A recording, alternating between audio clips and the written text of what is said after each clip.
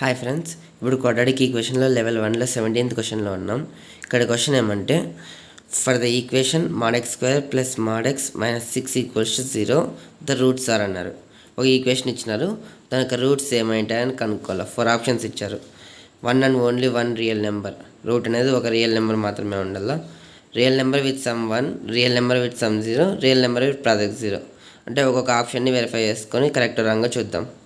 Given వాళ్ళు ఇచ్చిన దాన్ని mod x square plus mod x minus 6 equals to 0 రాసుకుంటాము.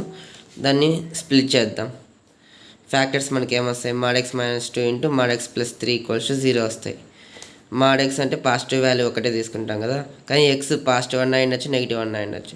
So x equals to plus minus 2, ఇక్కడ x equals to plus minus 3 వస్తుంది.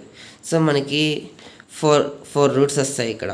అంటే +2 -2 +3 -3. therefore the number of roots are 4 and real solutions. మొత్తం real roots అవన్నీ మనకు ఆప్షన్స్లో ఇస్తే 1 and only 1 real number అన్నారు. ఇది తప్పు. మనకు 4 వచ్చినాయి.